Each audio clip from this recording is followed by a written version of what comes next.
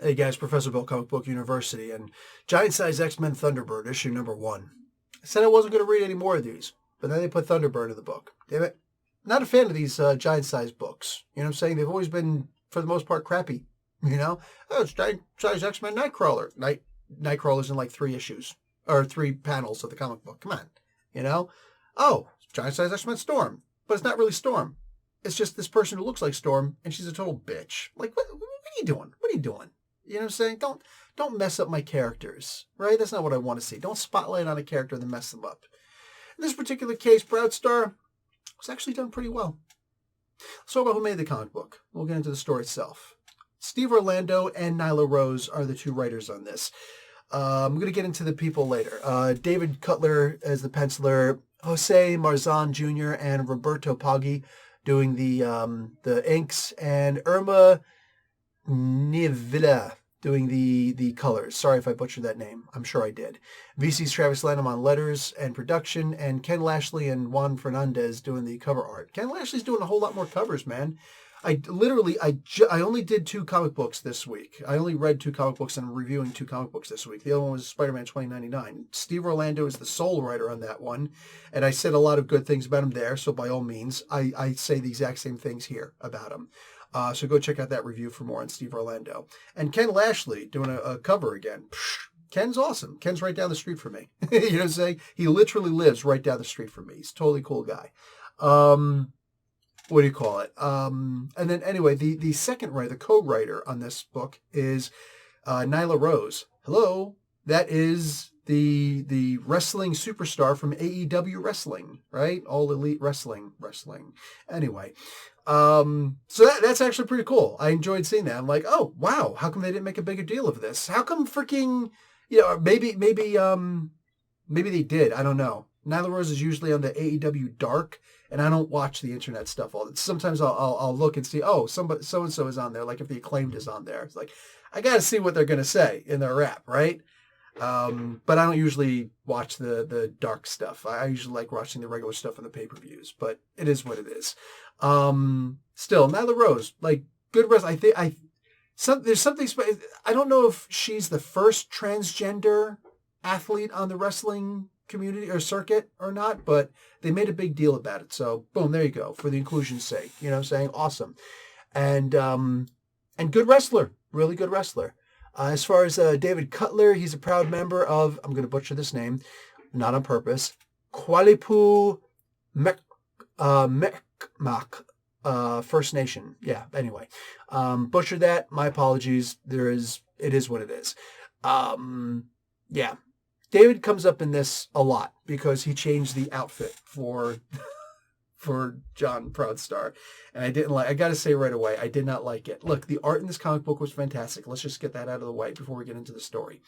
The art in this comic book was fantastic. It had a very 90s feel, and that's going to be important because this comic book actually references back to a comic book from back in the day, from back in 1997. The release date was actually May of 1997 for this, so that's actually very fitting, right? What do you call it? We have, because this is May the 4th. May the 4th be with you today. X-Force Volume 1. In between issues number 67 and 68, there was this issue called X-Force Flashback, right? Or Flashback X-Force, where there's the chronological first appearance of the brothers Proudstar. So that's John and his younger brother James, who, right up here, Warpath, right? John Proudstar was Thunderbird, who only appeared in 2 original comic books. That was Giant Size X-Men number 1, Giant Size, and X-Men number 94, which is the issue that he died in. Very complex character, even though he has a very short story, right? He's been resurrected a couple of times, but only for a very short period of time. I did a X-Men Chaos Wars Spotlight on Story, X-Men Chaos Wars, I think it was called. And really good story then that had him coming back. And I think he was with Esme Cuckoo, one of the Cuckoo sisters over there underneath Alpha Flight by Quasar. Anyway, yeah. So, what do you call it? Good stuff. Really good stuff. And very fitting for the character. And this was pretty fitting, but they only gave them 40 pages. Look, anything that I didn't like about this story, anything I didn't like about the story is not the fault of the writers, in my opinion. It's the fault of Marvel. But I'm not ready to get into there yet. I got to talk about the costume change for Proudstar, for Thunderbird in this. I didn't like it. I simply didn't like it. It looks kind of like a sleeveless poor man's sleeveless Sabretooth knockoff, right? You know, Sabretooth has the big furry thing up here, right? It's sleeveless, and it's turquoise. It's very blue. It's very effing blue, you know? Turquoise for the Native Americans in here, or indigenous people. I'm an American who lives in Canada, so Native American in America and indigenous in Canada, right? Same difference. The First Nations peoples. Anyway, what have you? They say in here that there's 4 different meanings for turquoise and what it represents. No, and they're all for the most part minute. The real reason why indigenous people like turquoise is because it reminds them of the spirit world, and for some, like for the shamans, the medicine people, actually, shaman is supposed to be a Russian term, but they've adopted it very well. It's not just a reminder of the spirit world, but it's also a connection to the spirit world. It reminds you to thank the spirit world, the animals, and your vision quest, your inner spirit, for everything that you do. Colors are very important to indigenous peoples, right? And turquoise is just one of the colors, but it's the spiritual journey. That's what it is, to be grateful for what you have, even if it's not a lot. It's more than you could have. You know what I'm saying? So it is what it is. Having all that turquoise on him, it distracts from the character. It's very volatile. Like, to me, it makes me look at the costume and not want to look at the costume. You know what I'm saying? It's more of a spectacle than anything else. So it doesn't make me think about his indigenous origins. It makes me think, wow, that is really bright. And there's no reason on earth for anybody to stand out like that. Like, Dazzler is not that freaking bright. So I'm going to move on from there. And a very similar color, too, isn't there? But anyway, I'm going to move on from there. I didn't like the costume. It is what it is. Aside from that, the art in this comic book was very good. It reminded me of the late 90s comic books, which I wasn't a fan of the late 90s comic books. I wasn't reading comic books in the late 90s, but I have gone back and read a bunch of stories. But it very much reminded me of that. So that worked very well with this story, especially since they're referencing back to that. This one character, Remnant, I think her name was. So there was a Wolverine and Punisher comic book from back in the day. And I think it was issue number 4 that she actually died in. It's very sad. And there was a moment where you actually saw the angels come down, and most the three that they showed, especially the first one, looked like Archangel too, which was a very, very wise design choice. I love that they did that. But Wolverine / Punisher back in 1997. Go back and check out those comic books and see what they were all about. Good stuff, really genuinely good stuff. Okay. So that tells me that the X-Men Red, because for the sake of the story, all of this is just to be a lead up for X-Men Red issue number 3, where John Proudstar is going to join that team. I like the idea that he's going to be in a team. He's not a solo character. He should not be a solo character. There's a lot to learn about the character, but he is not ready for a solo book. And maybe he will be one day, much like with Wolverine. Chris Claremont never wanted to do a solo Wolverine comic book. He's like, no, he's a team character. Jim Shooter said, you're going to make a solo Wolverine comic book because people are clamoring for it and it's going to sell and you're going to do a good job with it. He did a 4-issue limited series and it proved people are hungry for Wolverine. Then he did the actual volume 2, which was the really long series that he did. What do you call it? And so when he went to Madripoor and Patch and all that stuff, Marvel Comics Presents showed a lot of that stuff also. Anyway, that's when Wolverine all of a sudden took off. And it was like, holy crap. People love Wolverine. Love, right? With a capital love. They could do the exact same thing with John Proudstar. There's so much behind this character. They could do the exact same thing. And this story shows it. It's a giant-sized book, but there's only 40 pages. I'd say this should have been 80 to 100 pages, right, to really enhance the story. But 2 writers, and they didn't allow them any room to really breathe. Very little space to do what they were going to do. Proudstar, he gets returned to life in a previous X-Men book. Here, he's walking into Arizona. He's talking about, some stuff. I'm going to get into that later on when I start criticizing the book, the writing. He's in Arizona. He gets back to his family. He meets some kids. The adults and most of the other people have been taken because they want the X gene, because, a lot of stuff here with Orcus, and there's good tie-ins here, very good tie-ins. Or trying to say they're trying to take the indigenous people and you don't want to tell us who your mutants are because you're protecting your people. Okay, we'll test you all and see who the indigenous or who the mutants are, and we're going to keep those and we'll get rid of the rest, whether we cull them or return them or leave you stranded, abandon you, whatever. Who cares, right? They don't care. It's not about that. And there's a lot of border patrol stuff in here, which you figure you got to do because pretty good. I'm not going to say it's solid, but pretty damn good. With what they were allowed to do in this comic book, pretty damn good, right? They address his anger. They address his past. They address his ethnicity, his culture, his heritage. They address a lot of very important things in here. If they would have had, this book would have shined if they would have had more pages, or if this was a series. And it shouldn't have been a series. It should have just been one book. But there should have been at least twice this number of pages. You need at least 80 pages to really feel this story instead of rushing him from here to there, right? It was almost like the guy could teleport. It's funny, I'm going to get into teleportation a little bit. There should have been more breathing space for these two writers to kick ass and take names. I'd like to see what Nyla Rose can do on her own, because this was pretty damn good for all intents and purposes. Just get rid of the costume. Please, for the love of God, get rid of the costume. It's so distracting. It's distracting like my squeaky chair.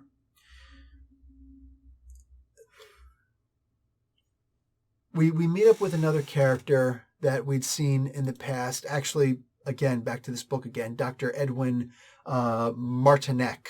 That was his first appearance back in this X-Force flashback with the Proudsstars. So it was nice seeing that.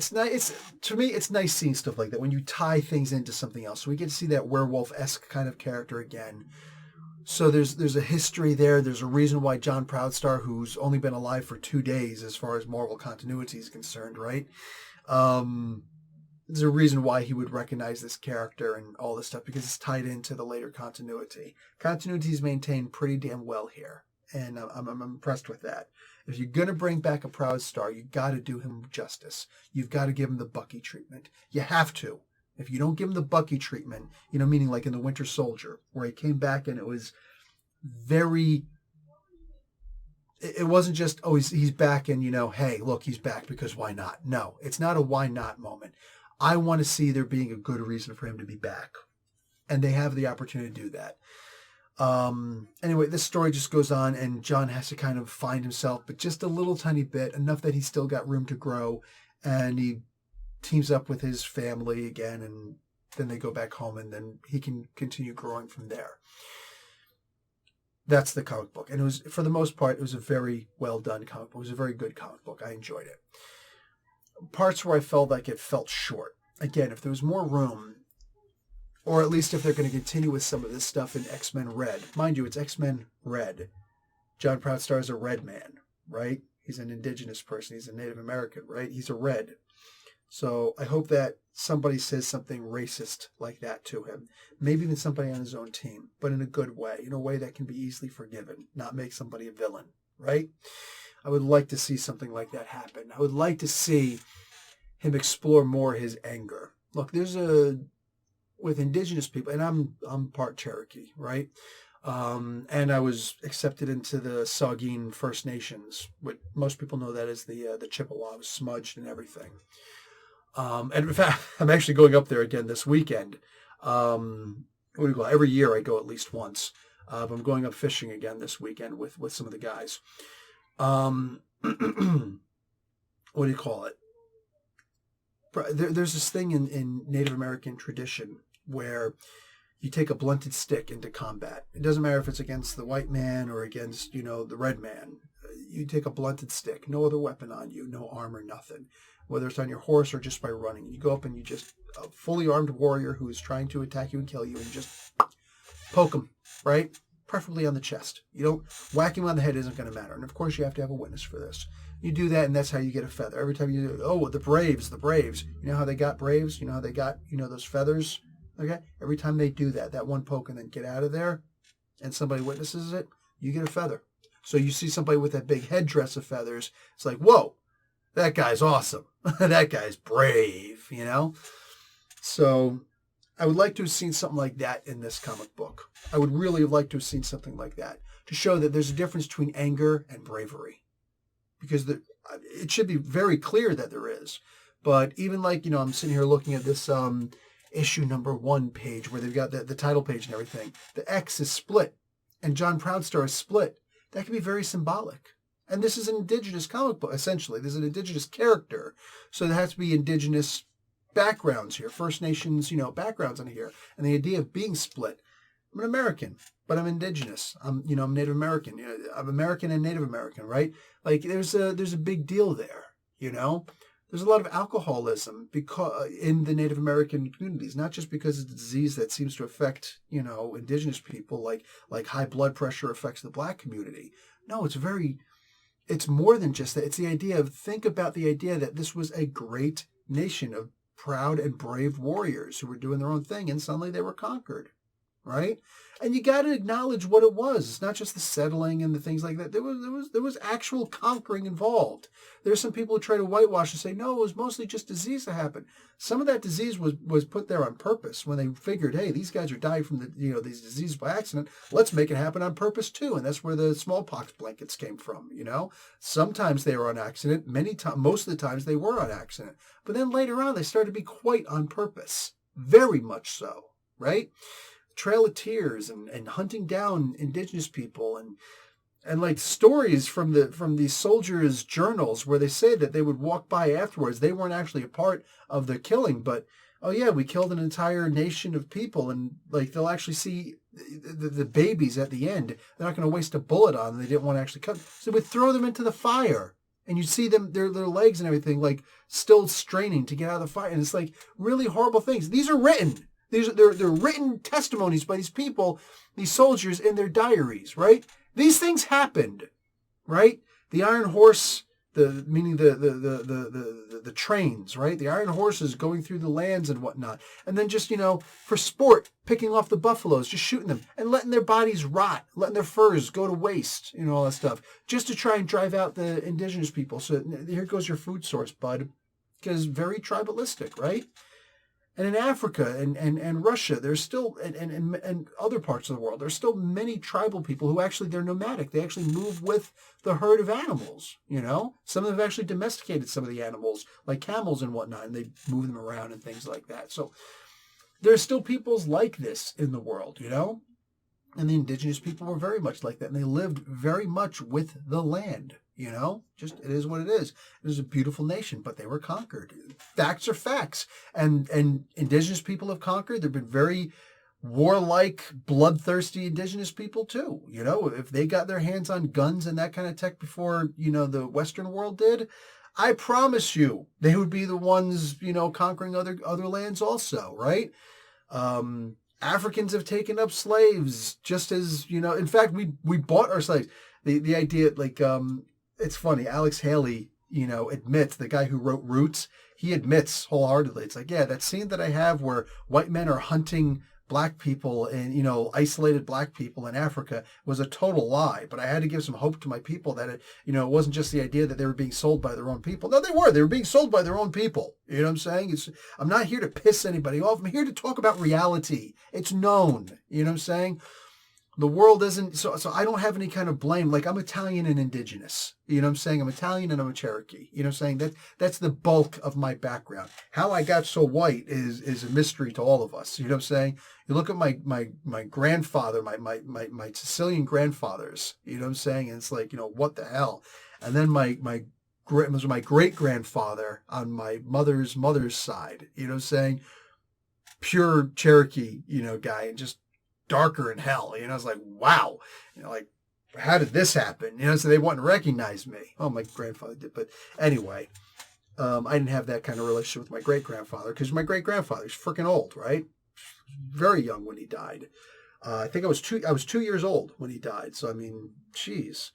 Anyway, it is what it is. You know what I'm saying? It is what it is. But these are things that indigenous people have to deal with. At some point, there has to be assimilation. There has to be. Meanwhile, maintaining your culture at the same time. Plenty of other cultures in America have done it. There's a reason why we have so many different ethnic food locations in America and Canada. You know what I'm saying? Especially the city areas. There's a reason why. There's a reason why we have these different, like Little Italy and Little China and Little whatever, right? There's a reason why we have so much. There's a reason why so many languages are spoken, Assimilation works both ways. People assimilate into the culture that they've adopted, and the people who accept them into the culture, they start assimilating these things also. It's one of the reasons why hip-hop is the biggest freaking deal, in America right now as far as music is concerned, right? It just, it happens. Hello. It freaking happens. It's going to happen. And indigenous people do have to start assimilating more. And that's a great plot point for this strong Apache brave. You know what I'm saying? It's a very strong plot point, and I would love to see that. His anger being addressed, and his grandmother, if necessary, or whomever, just his ancestral memories, right? Reminding him that there's a difference between being brave and being angry. Saying you can't be angry and go on the battlefield and hit somebody with the blunted stick. You can't do that. That's not going to work. You're going to get yourself killed that way. Put a feather on your freaking grave. It doesn't mean anything. Excuse me. There's a difference, and you're of no value to us if you're dead. To the tribe, if you're dead, you're of no value to us. So, don't be stupid. Control your anger, and he has to control his anger. And he has to learn how to control his anger. And I want to be there while he's learning to control his anger, right? Christianity is a big deal in the indigenous communities. You know what I'm saying? Because that's the one that's blamed for this stuff. Would Jesus Christ have done that stuff? No. But at the same time, why do you think Buddhism grew in the world? Through peace? Go look up Ashoka. Go look up Ashoka in the Mughal empires in India, right? Go look up Ashoka and understand the very bloody way that Buddhism spread throughout the world. India first, and then north, and then even over here where apparently Jesus met a Buddhist, saying, later on, because they did come as far as Egypt, and that's where Jesus was at the time when he was 8 years old. Even the world's most peaceful religions have a history of bloody violence. This is the world that we live in. There's no blame on anybody for anything. You can't blame the white man any more than you could blame the indigenous person or anybody else in the world. It's silly to try and whitewash or simplify anything. There's not just black and white in the world. There's not just on and off. There's dimmer switches. You know what I'm saying? And in between, there's gray. And from my research, there's at least 50 shades of gray. Maybe I read that wrong, but try to bring some humor to this. There is so much that you could bring to this character, and I would love to see it. The Christianity aspect, this is where I'm going to bring in the teleportation thing that I was making a joking reference to before. One of the reasons why people love Wolverine so much was because of his relationship with Nightcrawler, right? I would love to see the amazing Kurt Wagner have a very similar relation. Now that Wolverine's off doing his own thing and he barely ever sees the fuzzy blue elf, I would love to see Nightcrawler transpose that relationship with Wolverine onto John Proudstar, right? Here's this Catholic. Here's this Christian man who doesn't look like a man, right? He looks like a demon. He's very Christian. The anathema to the indigenous person. Think about 1992 was when the last residential school was closed down here in Canada. Right? I graduated high school in 93, and the final school closed in 1992.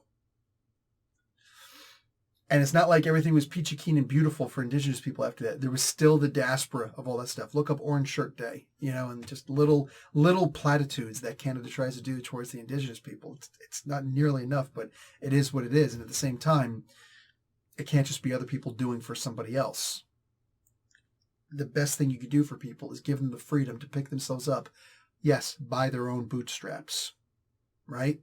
Not just doling out government cheese or whatever. People have to be able to come up on their own. Anyway, it is what it is. Look, I would love to see that relationship, that extremely platonic, and only platonic. Please don't keep doing your forced diversity nonsense on people.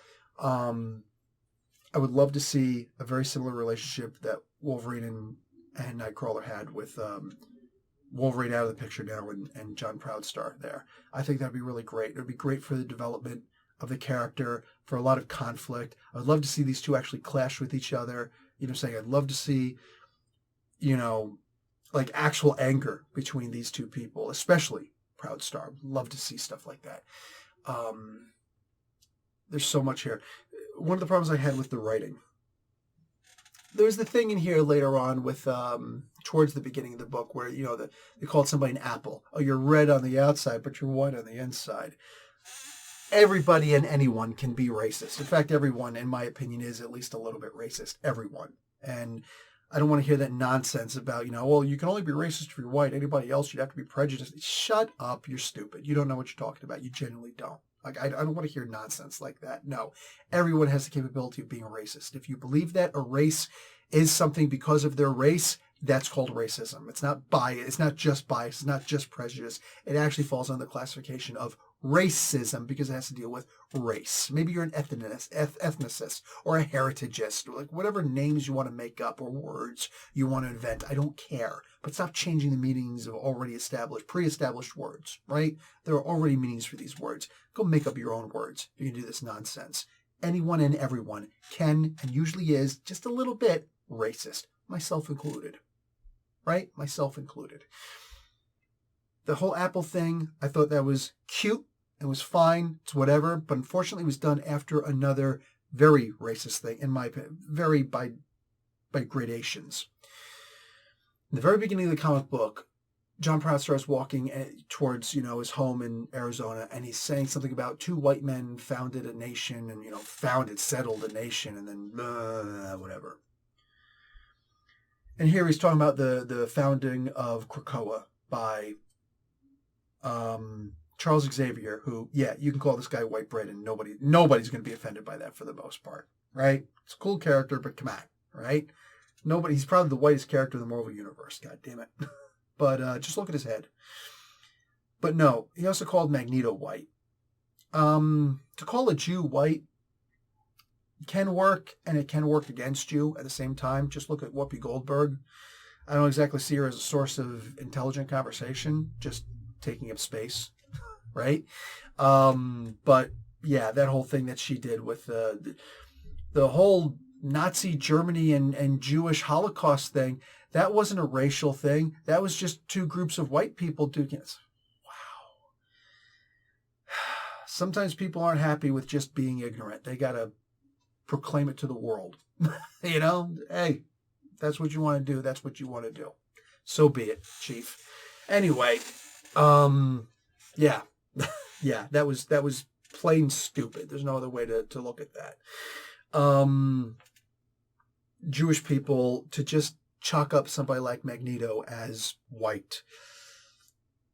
There's a guy who, in the comic books at least, accidentally killed his parents while trying to get back to his parents in the comic book because they were being taken away from him in a concentration camp. I mean, that is heart-wrenching, right? Like, it was more heart-wrenching than what you saw in the movies, right?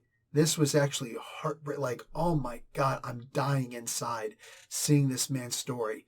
Like, he's one of the few guys who could actually be a terrorist and you still feel bad for him. You know what I'm saying? He is such a complicated character. When he's good, you love him. And when he's bad, you love to hate him. Magneto is just one of the best written characters through, and people have screwed him up multiple times. This Trial of Magneto, the most recent one. Always trying to redo the good stuff that happened in the past, but in a very horrible way. No, Magneto is just one of the best written characters throughout the history of comic books. And to reduce him to just some white guy, it was more offensive than it had any right to be. You know? It just, But as long as they take that and they incorporate that into X-Men Red, and we actually see some kind of an interaction between Magneto and John Proudstar. And I'm not saying some kind of like a short, no. I want to be ongoing for a really long time. You ever listen to black people and Jewish people talk about who's had it worse throughout history? You know what I'm saying? What do you call it? Both were enslaved for 400 years. One was a little bit more removed than the other, right? I would love to see Magneto, a Jew, who was there for the Holocaust, and John Proudstar, who wasn't necessarily there for the initial, like he's Apache, so he didn't have the Trail of Tears, but he had his own thing. But who's got the legacy of that and lives with it and still lives in abject poverty, right? Because of it. I would love to see many interactions between these two. So if we have Kurt on one side and Magneto on the other side and John Proudstar in the middle, and them all having their own individual interactions with John, them both having that, I think that would be fantastic. And then, of course, his relationship with John. And maybe he actually has a physical relationship with Moonstar, Danny Moonstar, who, Psyche, Mirage, whatever you're going to call her. One of the absolute, probably the key character in all Native American, comic book lore, right? Forget the new Werewolf by Night, forget about Red Wolf. Like, nobody does anything with Red Wolf, for crying out loud, right? Black Crow, Puma, all these characters, really nice. But Danny Moonstar, let's be realistic, has done the most, as far as representation for people, in my mind, and I love the idea of it. So there's so much that you could do with this, and little things here. I think, like I said, the biggest problem this comic book has is that the writers were stifled with only 40 pages. This should have been bigger. This should have been at least twice as big, if not a full 100 pages. That would have been good. This was half good. This was half as good as it could have been. Let's put it that way. So more space. And then hopefully they would have explored some of the things that I'm talking about. Hopefully they explore all of those things and more. Like I said, John Proudstar, in my opinion, could easily be the next Wolverine. And not just for Native American peoples, right? It's not just Canadians who like Wolverine, right? He could literally be that character where eventually he winds up having conversations with Captain America. And I know Captain America in the X-Men universe is very different from Captain America in the Marvel universe proper, right? X-Men readers look at Captain America very differently because many X-Men readers are only X-Men readers, and they don't read the overall comic books, and they forget or they don't know about the original X-Men comic books that used to come out, where Magneto had a confrontation with Captain America, and he's like, you literally have zero racism in your mind. None whatsoever. Back when Magneto was a psychic also, you actually have no racism in your mind whatsoever. And I never thought I would meet someone like you. And it was a really great moment, which showed how great Captain America actually is. And X-Men fans to this day, these days, have lost that or never had that, But John Proudstar with Captain America, that's just 3 characters right there. Nightcrawler, Magneto, and Captain America. I would need to see those, and they would need to be done really well. And the writers would have to have freedom to do that, but they'd also have to be vetted writers who are going to do a good job and who actually care about all 3 of those characters mentioned, including John Proudstar as the 4th and actually first. Yeah, there's so much that can be done with this character. The way that Spider-Man and Conan and Ben Grimm used to be, and later on Wolverine used to be seen in the Marvel Universe, the way that Batman is seen throughout all of comic books and Superman and DC alone, I genuinely believe that John Proudstar could be treated that exact same way and could overshadow so many other characters if they just did it right. But it has to be done in a team book, in the beginning at least. They could follow the exact same method that they did with Wolverine, and it could be really good. God, it could be really good. And I hope that they explore that. And whether it's AEW superstar Nyla Rose or, vetted Steve Orlando, who's like their pinch man, he's their pinch hitter. It's like, oh crap, this guy got hurt. Call in Steve Orlando, kind of like a send hook moment. If you're an AEW fan, you know. If you know, you know. But it could be a send Orlando moment, but whatever. They get somebody vetted, they get somebody who cares about this character. This could wind up being the #1 character in the Marvel Universe inside of 5 years. Guaranteed. I know for a fact that could happen. Will it? I don't think I have that much faith in Marvel to do something like that. I really just don't. But hey, it's there. The opportunity is certainly there. Anyway, guys, I'll talk to you later. Love and peace. Like the video. Watch an ad. Professor Bill, Comic Book University. Class dismissed.